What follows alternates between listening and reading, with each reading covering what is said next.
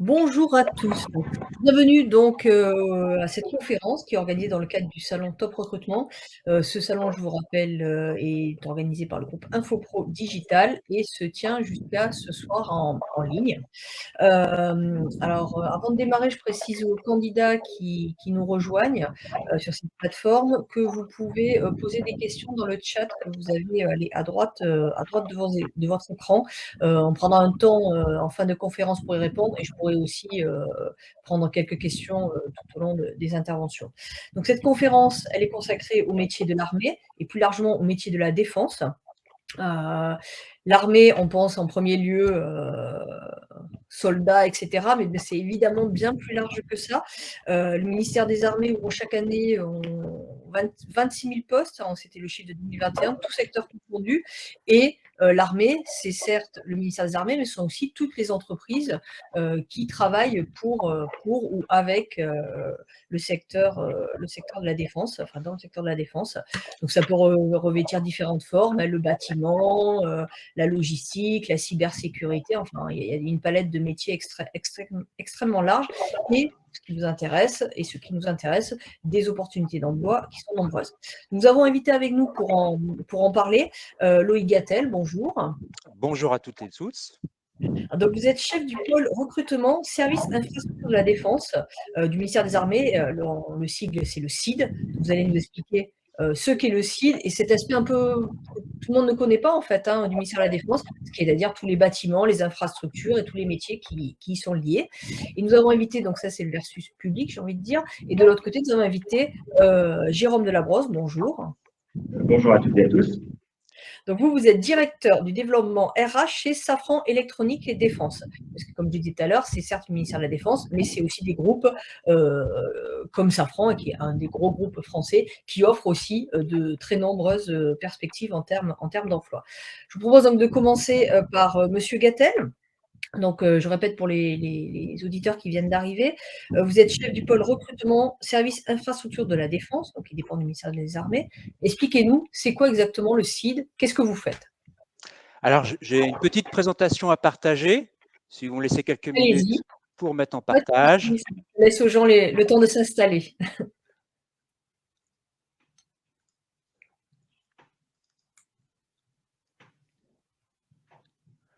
Alors, le service infrastructure de la défense. Là, on voit moi, je la vois pas encore pour l'instant. Alors, ça s'ouvre, ça s'ouvre. Ouais, il faut attendre un tout petit peu, je pense.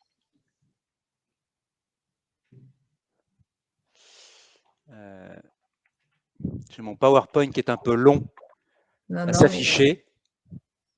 tout le monde n'est pas encore arrivé, donc ce n'est pas très grave. Voilà. Alors, il faut que je revienne au début, excusez-moi. Allez-y, allez-y.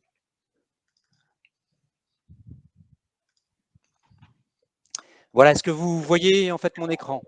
Moi, je vois, donc je pense que les auditeurs voient. Si jamais il y a un souci, n'hésitez pas. Oui, c'est bon, on me répond que oui, donc tout va bien. OK. Donc, le service infrastructure de la défense, c'est le service construction et énergie du ministère des Armées. Le SID construit, rénove, maintient et administre l'ensemble du parc immobilier et des installations techniques du ministère des Armées. Alors aussi bien en métropole, en outre-mer, à l'étranger, et on le verra aussi sur les théâtres d'opérations extérieures. Le SID, c'est une capacité opérationnelle au profit des armées. Alors vous connaissez l'armée de terre, l'armée de l'air et de l'espace, la marine nationale, mais vous connaissez peut-être un petit peu moins d'autres directions et services, comme la direction générale de l'armement, le service de santé des armées ou la cyberdéfense, pour lesquels en fait le SID apporte son soutien infrastructure. Alors le SID, en quelques chiffres clés, c'est 6 700 personnes en métropole et en outre-mer. Notre spécificité, c'est qu'on a 65% de civils et 35% de militaires, 200 implantations territoriales et des investissements croissants de l'ordre de 2 milliards d'euros par an, en lien en fait avec la loi de programmation militaire, puisque vous savez que l'État a comme priorité la modernisation de ses armées, mais également aussi, je dirais, l'amélioration des conditions de vie des militaires et des familles. Et ça se traduit par un certain nombre de projets d'ampleur. alors que ce soit pour la rénovation, la construction de bâtiments d'hébergement, de services, enfin, ou de centres de restauration, des crèches. Et puis sur le volet plus opérationnel, en lien avec l'accueil d'un certain nombre, enfin, de nouveaux moyens militaires et projets, on est là pour développer les capacités et adapter les infrastructures. Alors, je citerai quelques exemples. L'armée de terre, c'est le renouvellement de ses blindés avec les Griffons. Pour ça, il faut des hangars, il faut des ateliers de maintenance. L'armée de l'air eh ben, se voit dotée de nouveaux avions, par exemple l'Airbus MRTT, donc, qui est le transport de matériel lourd et de troupes, donc pour lesquels, pareil, il faut des centres d'entraînement, des centres de simulation, des hangars, des ateliers de maintenance. Ou par exemple le renouvellement des sous-marins nucléaires d'ACTAC avec le Barracuda, le projet Barracuda, et de nouveaux projets à venir avec le renouvellement des forces de dissuasion nucléaire, notamment les sous-marins lanceurs d'engins et le porte-avions nouvelle génération. Alors nous sommes présents, vous l'avez vu, donc sur le territoire métropolitain. Donc on a une direction centrale qui est basée à Versailles et un réseau de 7 établissements qui couvrent l'ensemble des zones de défense. Donc vous voyez apparaître là les établissements.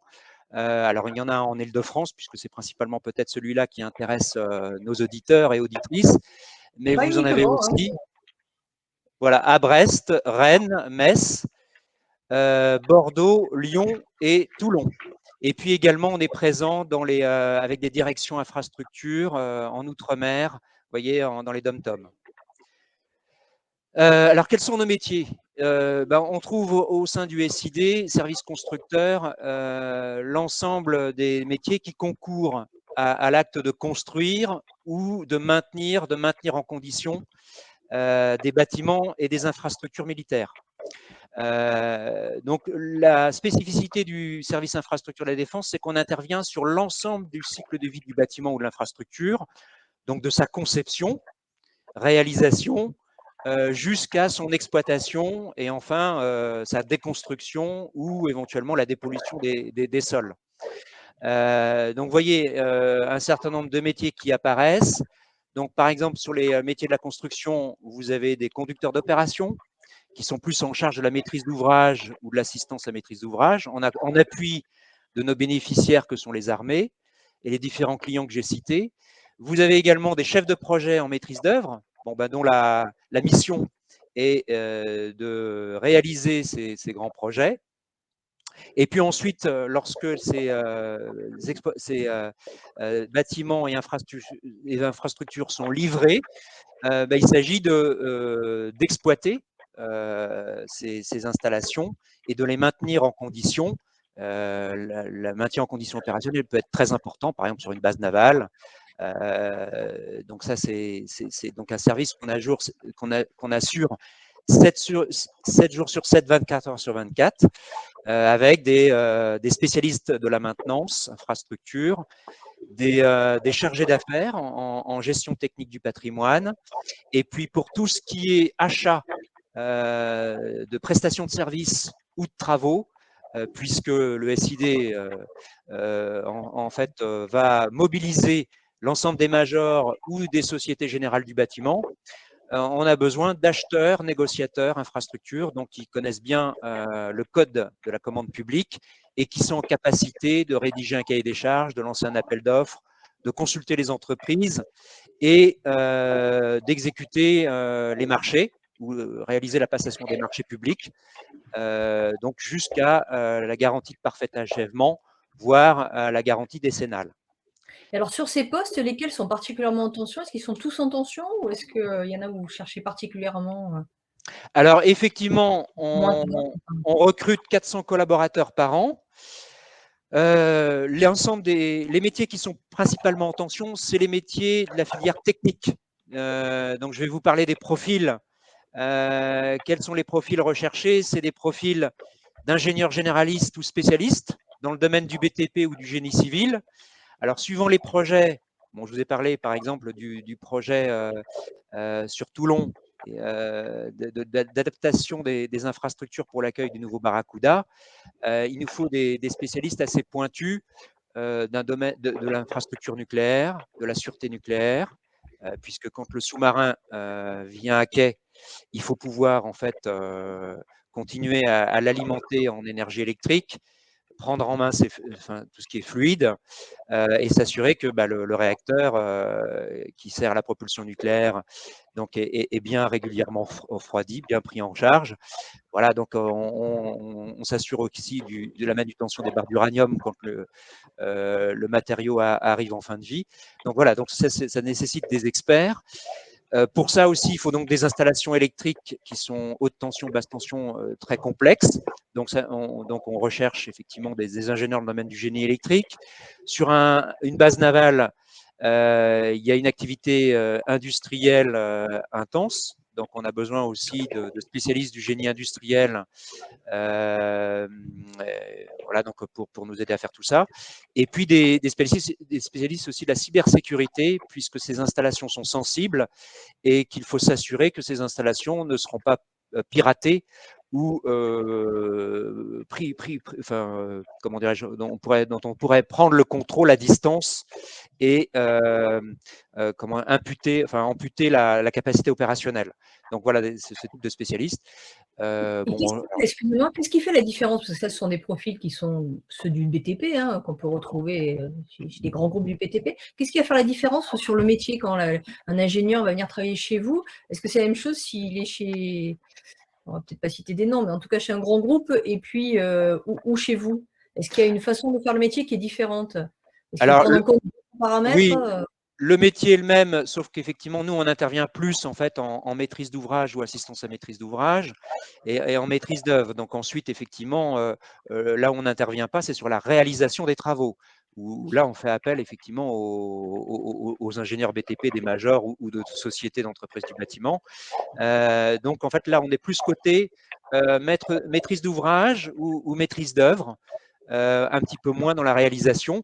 Et donc, il faut être en capacité d'accompagner justement les armées sur la compréhension du besoin opérationnel et sa traduction en cahier des charges techniques. Donc, c'est ça ce qui requiert comme qualité le sens de l'écoute, donc de bien comprendre finalement les attentes du client et la spécificité, le besoin opérationnel, et de le traduire en cahier des charges techniques, avec évidemment la connaissance du code de la commande publique pour faire appel à tous ces concours et à toutes ces expertises. Voilà, donc c'est plutôt le volet maîtrise d'ouvrage, maîtrise d'œuvre qui différencie je dirais les ingénieurs par rapport au monde du privé. Maintenant, bon, évidemment, comme on travaille dans le secteur de la défense, mais nos partenaires ou sous-traitants sont soumis aux mêmes exigences, c'est effectivement la confidentialité, le secret défense, de travailler au service d'une mission de service public ou au service de la nation, au contact des armées. Donc ça requiert voilà, un certain nombre de qualités additionnelles. Oui, vous avez les hard skills, mais vous avez les soft skills qui sont aussi extrêmement importantes. Même si on va le voir avec Monsieur Delabrosse, elles le sont aussi. Oui, tout à fait. Donc après, comme vous l'avez vu, qu'on fait appel aussi bien à du personnel civil qu'à du personnel militaire. Bon, la notion d'engagement, elle est plus forte chez les militaires. Il y a aussi les droits et devoirs du militaire. Chez un civil, bon, c'est essentiellement le sens du service, la disponibilité, la conscience professionnelle. Voilà sont les qualités attendues. Alors, parmi les autres profils recherchés, bon, on a besoin d'acheteurs, donc qui connaissent bien finalement les dédales du code de la commande publique, qui parfois en fait voilà, est assez compliqué à appréhender en termes de procédures à mettre en œuvre. Pour s'assurer de la régularité de la procédure, puisqu'on mobilise de l'argent public, il faut effectivement pouvoir être transparent dans l'attribution des marchés. et défendre les intérêts, je dirais, supérieurs de l'État. On a besoin également de techniciens du BTP, bon, qui sont issus soit d'un DUT génie civil ou construction durable, qui est assez classique, ou d'un BTS, bâtiment, travaux publics. Un petit peu d'économie de la construction aussi, c'est un argument intéressant pour pouvoir s'assurer que les offres qui nous sont proposées tiennent la route. Voilà ce qu'on peut dire en termes de profil recherché. Très bien. Alors, comment on rentre chez vous même? Les raisons de nous rejoindre?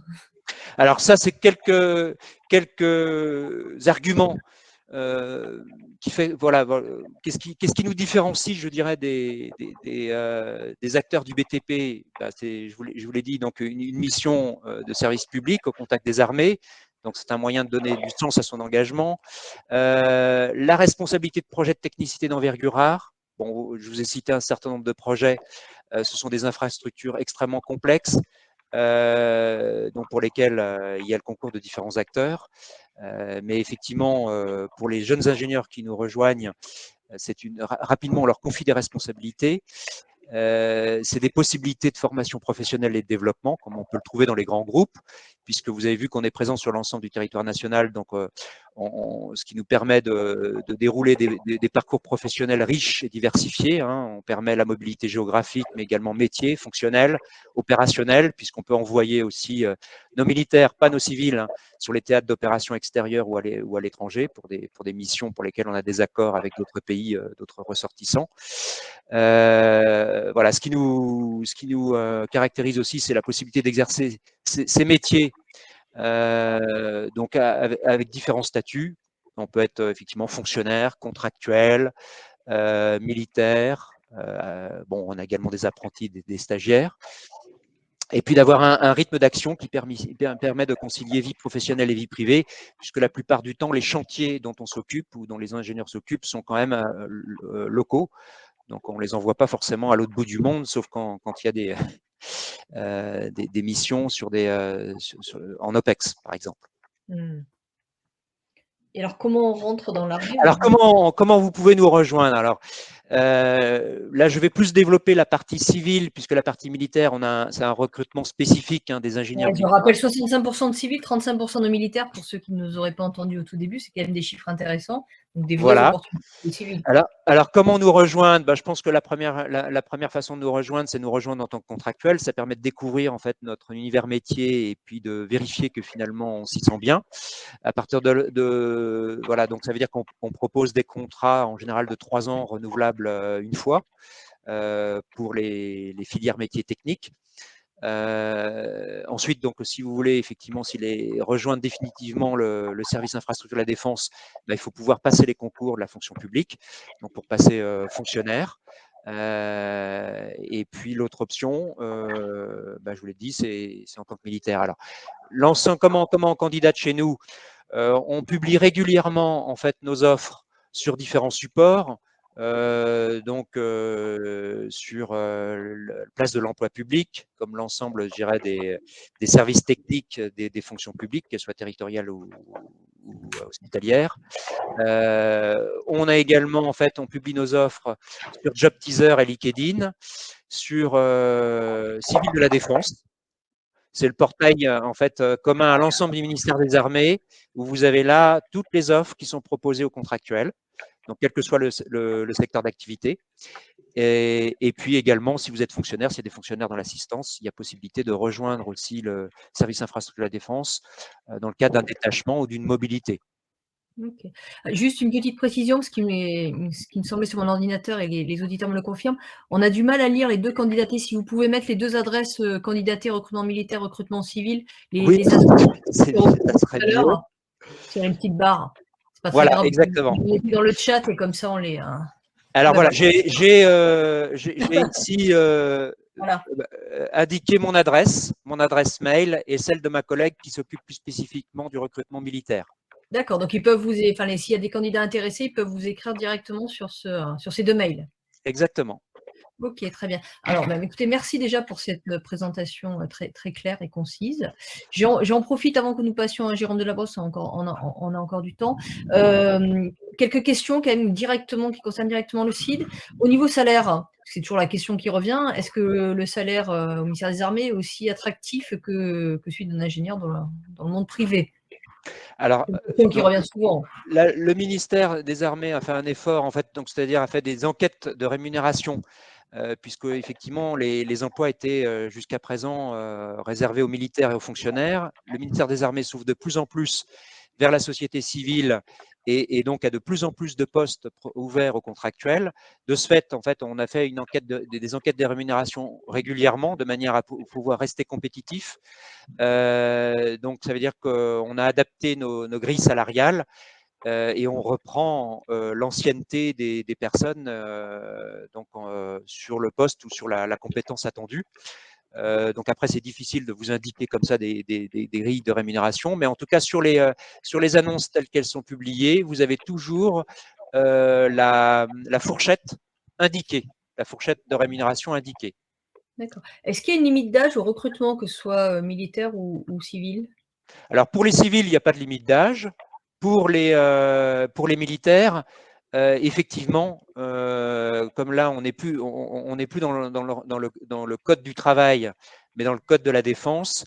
Donc là, il y a des limites d'âge. Alors, je les ai plus forcément en tête, mais je crois que c'est 27 ans pour les officiers sous On doit contrat. les trouver sur le ministère des Armées, Voilà, les j'imagine. officiers de carrière. Après, en fait, on peut recruter aussi sur des niches métiers. On peut recruter également des militaires commissionnés. Donc, c'est-à-dire des gens dont on reconnaît l'expertise et qui sont chargés d'une mission bien précise. Donc, oui, voilà. Donc, ça existe, en fait, les officiers commissionnés.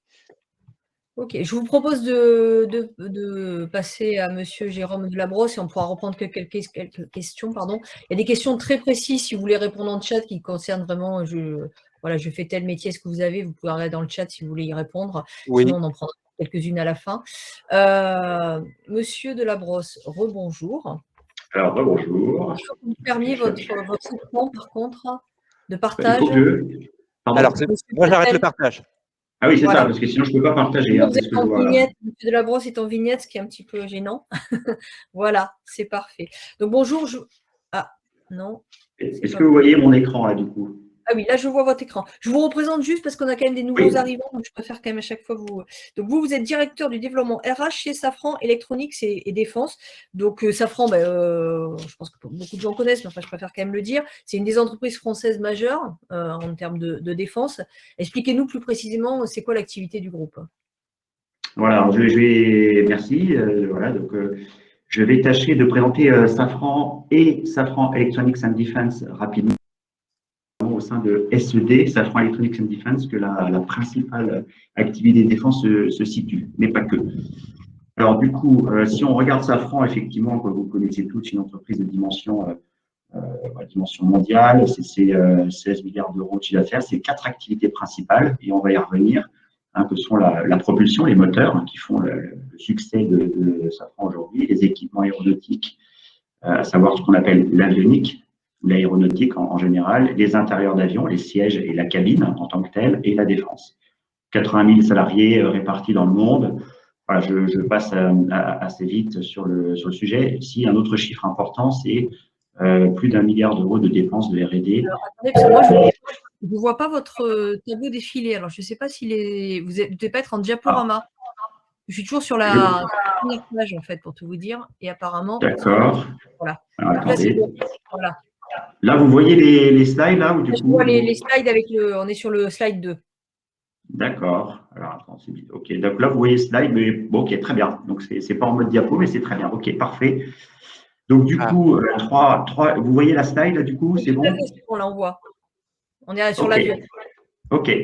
Donc, du coup, pour dire que donc, Safran a 3 grandes missions. La première, c'est de contribuer à la performance du transport aérien. Je ne vais pas expliquer toute la slide, mais c'est pour montrer à quel point le groupe Safran est présent dans tous les endroits de l'avion, alors que ce soit civil et militaire. Hein. Donc, il faut comprendre ça.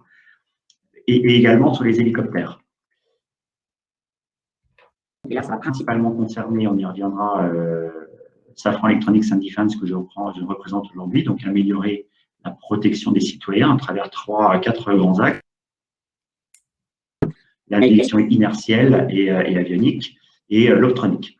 Et la troisième grande mission, c'est de faciliter l'accès à l'espace dans toutes ses formes, travailler sur les lanceurs, la propulsion, on appelle la propulsion plasmique, en fait, dans l'espace, de l'optique haute performance pour équiper des télescopes voilà, à très haute performance, et enfin tous les systèmes de radiofréquence dans le contrôle et la fabrication, la télémesure de nos satellites. Voilà, pour montrer dans son ensemble Safran. Si on fait le focus sur Safran Electronics and Defense, il y a trois grandes axes stratégiques.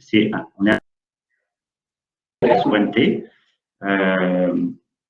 et ça c'est important, je vais y revenir juste un petit peu après, c'est de challenger la croissance dans l'avionique, donc la partie aéronautique civile, et évidemment d'être un facteur de différenciation fort par rapport aux concurrents, par notre expertise en électronique critique. Et là, ça concerne directement Safran Electronics and Defense, puisque comme son nom l'indique.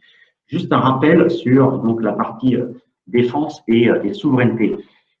En fait, ce qu'il faut avoir en tête, c'est qu'avant la crise Covid, nous étions un groupe qui avait à peu près 16% de son chiffre d'affaires généré, construit par les activités militaires de défense. Après le Covid, enfin aujourd'hui, le poids de la défense représente 25% de notre chiffre, pour deux raisons. C'est que le contexte géopolitique international montre que le recours en fait, à l'industrie militaire augmente un peu, et surtout par comparaison de l'activité aéronautique civile qui a quand même un peu baissé, là, ça augmente de facto la représentation, la proportion de défense. Et pourquoi l'enjeu de souveraineté qui s'inscrit ça? Parce que ça va induire, ça va avoir pour conséquence de focaliser sur les métiers qu'on cherche derrière. Donc les enjeux de souveraineté sont forts puisque à travers les programmes, qu'ils soient militaires ou défense, sur lesquels nous intervenons tant au niveau français qu'au niveau européen, en fait, on vient renforcer une routine technologique indispensable en fait pour être autonome et fort, non seulement dans ces métiers-là, mais aussi dans les métiers de l'aéronautique, qui profitent en fait des avancées technologiques qui sont faites dans le monde militaire et défense, qui généralement profitent de ces avancées avant les autres, en fait, avant l'aéronautique. Donc, dans le métier de la défense, qu'est-ce qu'on va retrouver? Nous, on a des applications à la fois pour l'armée de terre, pour l'armée de l'air et de l'espace, et pour la marine. Et donc, dans les différentes activités que vous voyez sous les yeux, qui vont du drone au système de guidage, à l'acquisition de cibles par les viseurs et par toute une dimension optronique, le combat numérique avec le système de programme Félin, par exemple, pour l'armée de terre, etc. En avionique, je vais passer très rapidement, puisque ce n'est pas la présentation de la défense en tant que telle, mais voilà, on intervient sur les avions, sur les soldats civils ou militaires, sur les hélicoptères, sur effectivement la dimension spatiale, sur beaucoup d'électronique embarquée, qui vaut aussi bien, autant pour le militaire que le civil, des systèmes d'information, des systèmes de commande de vol, de la navigation inertielle, on en parlait tout à l'heure, et évidemment de l'optique de haut niveau, que ce soit en militaire ou en aéro. Et enfin, le spatial, et ça, je reprends la slide que je vous ai montré, la facilité d'accès à l'espace. Nous, Safran Electronics and Defense, on intervient sur les trois volets, les trois axes de la droite, là, que j'ai entouré en vert sur cette slide, sachant que tout ce qui est partie moteur est vraiment une autre société, une autre filiale de Safran qui s'en occupe. Alors, voilà. Oui. Vous avez des besoins en recrutement, surtout si l'activité défense depuis la Covid prend encore plus d'ampleur. Donc, quel profil vous allez, enfin, perspective de recrutement et quel profil? Donc, l'objectif de recrutement, en fait, sur alors si on raisonne tout Safran confondu, on est en plein exercice en fait d'ajustement du besoin en effectif additionnel, de création nette de jobs. Donc, c'est pas encore finalisé, mais on sait qu'on sera à plus de 1500 jobs pour l'année 2022, ce qui est beaucoup. Alors, c'est beaucoup parce que en fait, les indicateurs nous montrent que à la fois dans le monde civil que dans le monde militaire, l'activité reprend. Donc, il faut se préparer. Et ça a été aussi malheureusement dû au fait de cette crise Covid où nous avons dû alors pas en France, mais principalement à l'international, réduire parfois de façon assez significative un certain nombre de jobs. Mais tout ça revient en fait de façon importante. Le type de job, donc j'ai mis un certain nombre Il va de… l'agrandir un petit peu parce que je pense que les… Alors je vais essayer de l'agrandir. Dites-les nous sinon. Mais… Voilà, puis attendez. Il faudrait le mettre en diaporama pour qu'on le voit mieux, mais bon. Alors, si je passe en diaporama, vous voyez en diaporama? Oui, non, mais là, c'est bon, on voit. Enfin, moi, je vois en tout cas. Donc. Bon. En diaporama. Donc, en fait, voilà, un certain nombre de métiers dans différents départements de l'entreprise, que ce soit en R&D, en production ou programme relation client.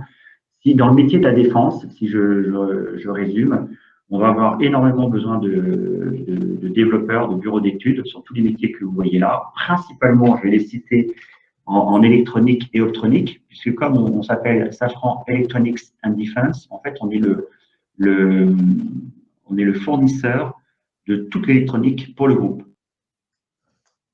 Les roues et trains d'atterrissage, que ce soit sur des solutions cockpit, que ce soit calculateurs que l'on va accoler au moteur, qu'on appelle les FADEC, sur tous les systèmes de collecte de data, de données pour les analyses de données en vol, choses comme ça. Tout vient de Safran Electronics and Defense et on fournit le groupe en matière d'électronique. Donc nous sommes structurellement à la recherche d'électroniciens dans nos métiers, l'optronique aussi. Donc on fait tous les systèmes d'acquisition, de visée, de transport, enfin de transport balistique, de divers produits, que ce soit sur terre, air, mer, sous-marine aussi, pour les mâts périscopiques par exemple. Donc l'optronique est quelque chose qui est une compétence très recherchée chez nous. Tous les métiers de la cybersécurité, là j'ai vu que dans le chat il y avait des questions là-dessus. Donc c'est quelque chose qui est grossissant et de façon importante. Les métiers de l'intelligence artificielle qui tournent autour de la data. La data est un enjeu majeur pour nous puisque vous imaginez bien que pour tous ces systèmes complexes, parfois souvent d'ailleurs intégrés, qui font appel à un ensemble de compétences à la fois électronique, optronique, de navigation inertielle parfois, etc., etc. Il y a un nombre incalculable de données qu'il faut savoir gérer, analyser, interpréter, à la fois pour nous, à la fois pour les compagnies aériennes pour lesquelles on travaille, à la fois pour la défense évidemment, puisqu'on parle de la défense. Donc voilà, donc on cherche énormément dans ces métiers-là. On cherche également en tout ce qui va être logiciel embarqué pour faire fonctionner en fait tous ces systèmes intégrés.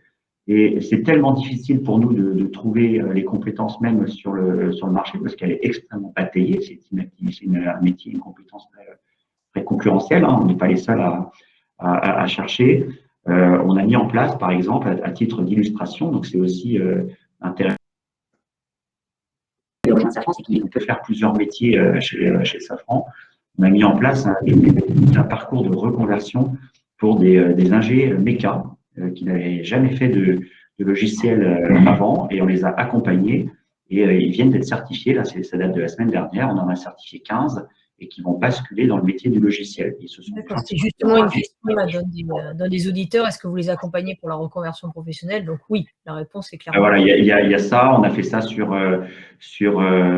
d'autres métiers peut-être un peu moins électroniques, mais en fait on le fait. On est en train de réfléchir à comment on peut le faire sur les métiers de la cyber, puisqu'on a quelques savoir-faire et que c'est un métier qui là aussi est très bataillé. Voilà, donc ça c'est vraiment sur la partie vraiment R&D. Évidemment, dans la partie production, il va falloir mettre en œuvre tout cela. Et donc on a l'ingénierie industrielle. J'ai mis un exemple d'usine miroir EFL, c'est le plus grand microscope au monde qui commence à être installé au Chili et dont on ne voit pas. Excusez-moi. Il est là, c'est en haut à droite en production service. Ouais, mais la droite, on la voit pas. Moi, je la vois pas en tout cas. Ah, d'accord, pardon. Ah oui, d'accord, ok. Vous voyez? Ok, excusez-moi.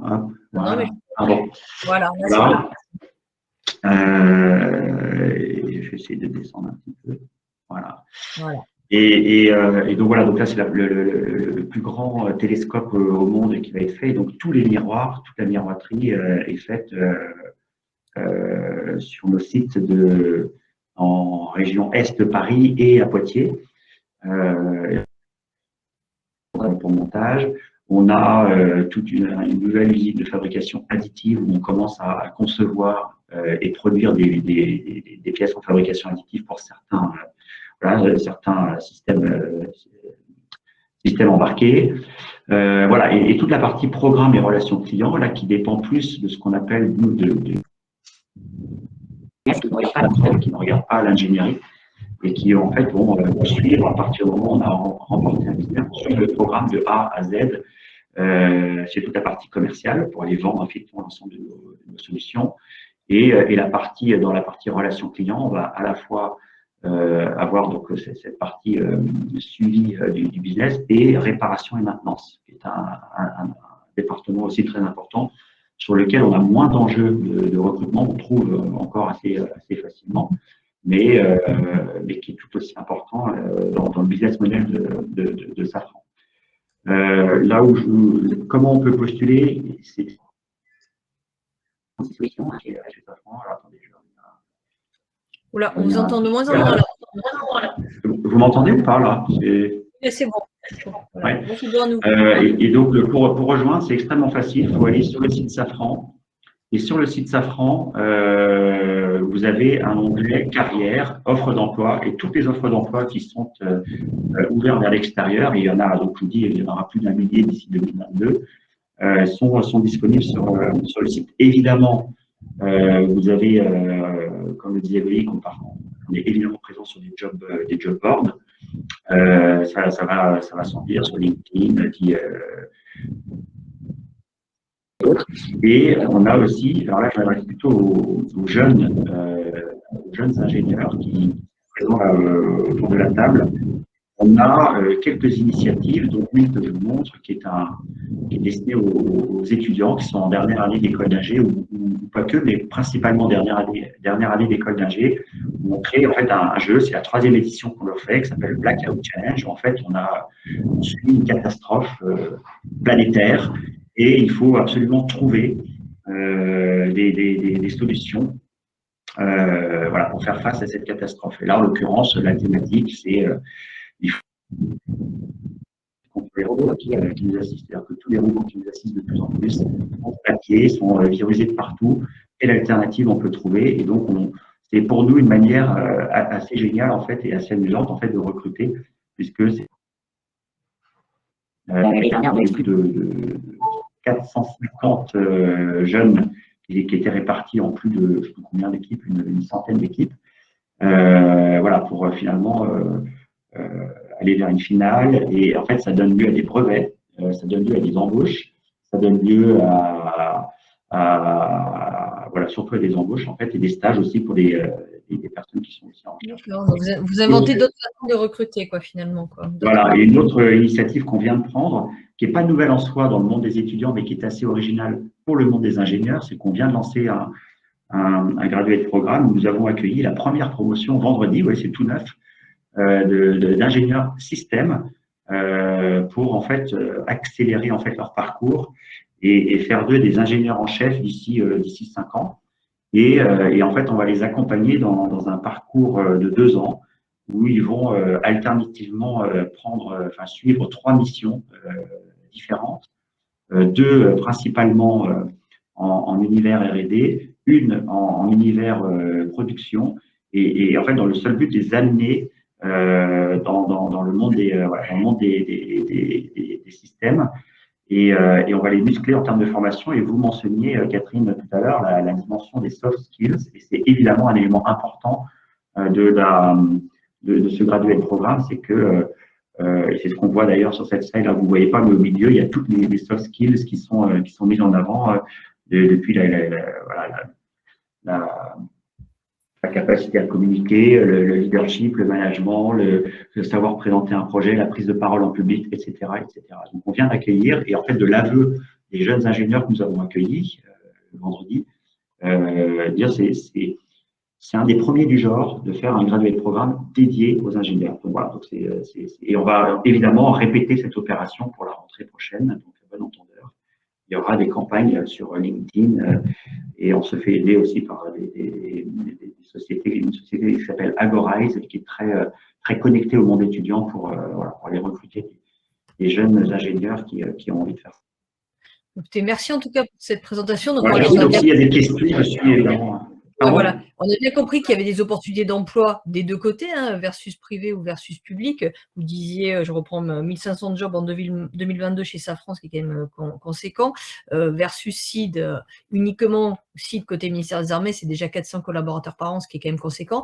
Et j'en viens là, j'en profite que nous avons les deux volets en fait, hein, et un certain nombre de questions justement sur ces passerelles.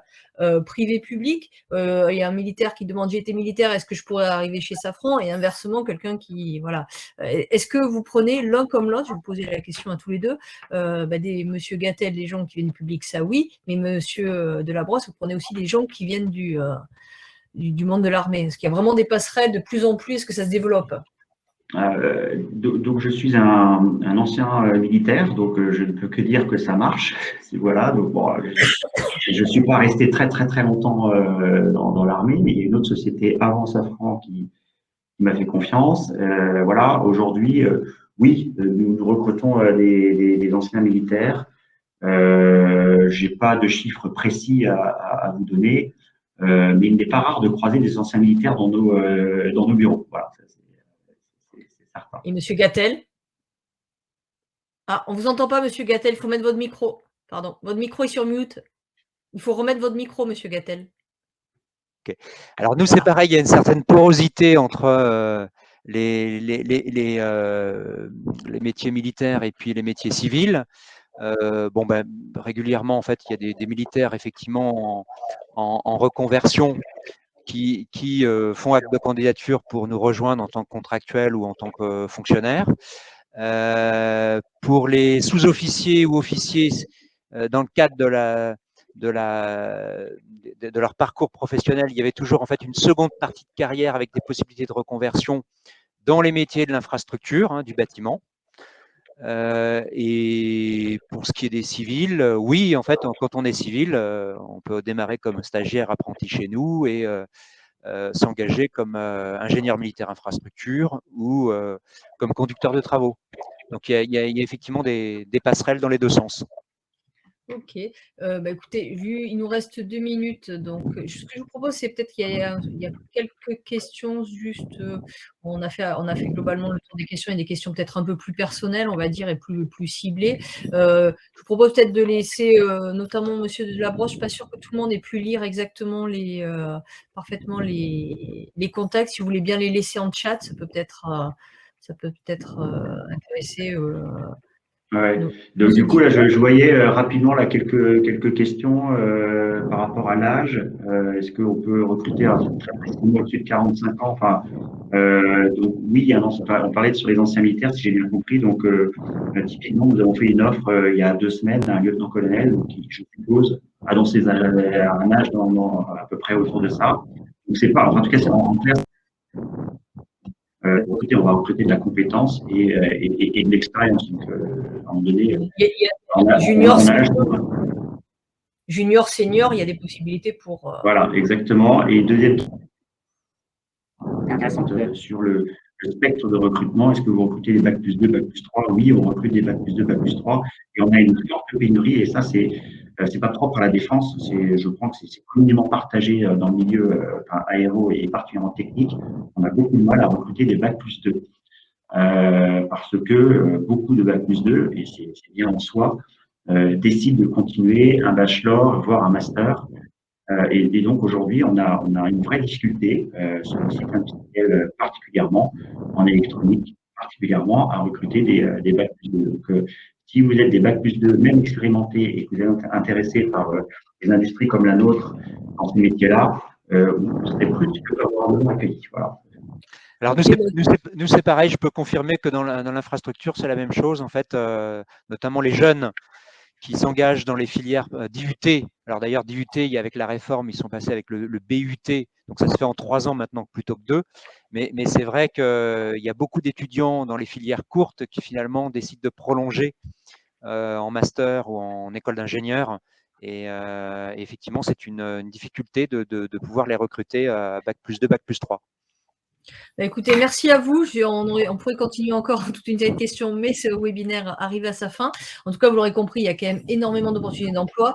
La défense, c'est un secteur très large avec une palette de métiers. On peut basculer dans le privé, dans le public. On peut aussi changer, palette dans le privé et rebasculer dans le public et inversement. Donc, n'hésitez pas à recontacter nos intervenants, que je remercie en tout cas une nouvelle fois. Merci à tous et bonne fin de journée. Merci beaucoup. Merci beaucoup. Bonne journée à tous. Bonne journée.